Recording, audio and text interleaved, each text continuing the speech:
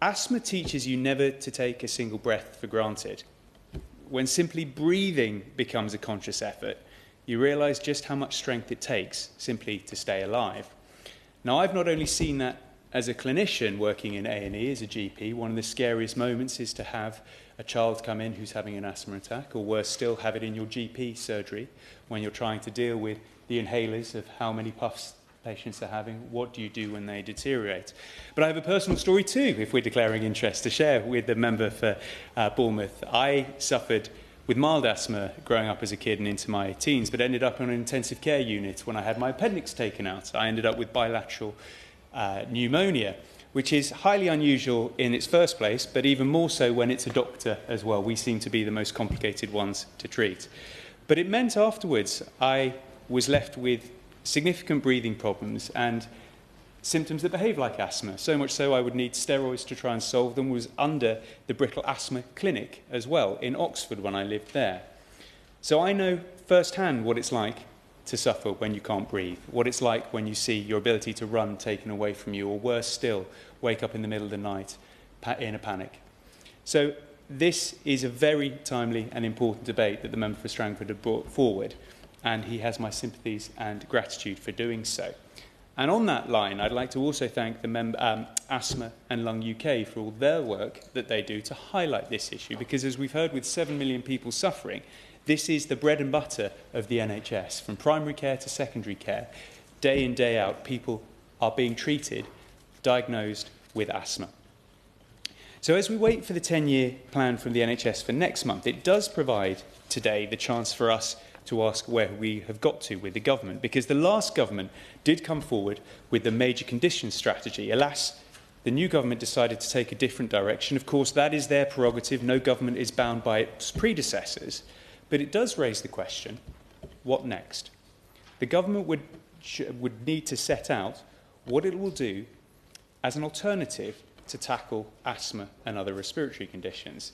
So it would be helpful to hear from the Minister today what assurances she can give us about the inclusion that she may have of these conditions in this plan. Could she also set out what engagement her department has had with patient groups such as Asthma and Lung UK, because they put a lot of time into previous submissions to make sure that the last government understood what was needed.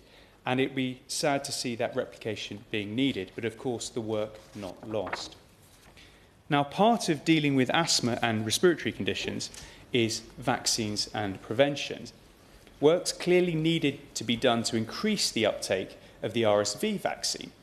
And I welcome findings that there was nearly a 30% reduction in hospital admissions amongst those 75 to 79, thanks to this vaccine. However, the UK Security Agency has warned that many more older adults remain unprotected from RSV. To illustrate this, up until the end of March, only half of those eligible older adults had been vaccinated, with more than 1 million people yet to receive their vaccine. I think we all share concerns about the significant increase we saw in the number of bed spaces occupied by those who had flu in the winter 24-25. This was partly due to vaccination rates amongst eligible groups being below what we would have hoped for. 3 times as many people were hospitalised because of the flu this winter compared to previous year, and this contributed significantly to waiting times in A&E departments.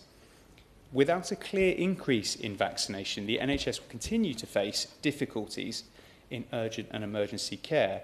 So what steps is the Minister taking over the next few months to increase the uptake of things like RSV, flu and pneumonia vaccines, particularly for those who suffer with asthma and COPD? Now, as a clinician, I remember over the years having to deal with the different sets of guidelines, and the member for Strangford has hit the nail on the head. It's great to see the BTS, NICE and SIGN guidelines all coming together in November 2024. But there is a challenge of having guidelines, rolling them out and making sure clinicians are educated in that area in the change. So what steps has the government taken to ensure that ICBs and things like Royal Colleges are aware of these guidelines, and that is percolating down through to all that might need to see it?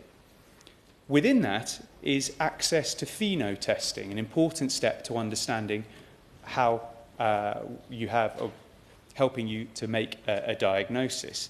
On top of that is spirometry. So given the success of CDCs, has the government given much thought of how these apparatuses could be rolled out to a wider communities so that more might get access?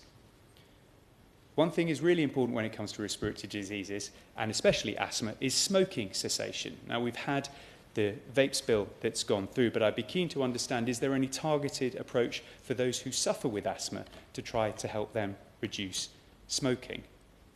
And with the workforce plan coming forward, much of asthma care is actually delegated to nurses, not doctors. So how does this fit in the workforce plan?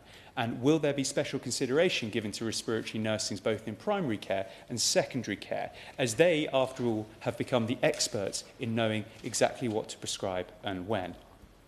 And finally, and possibly most importantly, is what steps are being taken to reduce asthma deaths, especially those preventable ones.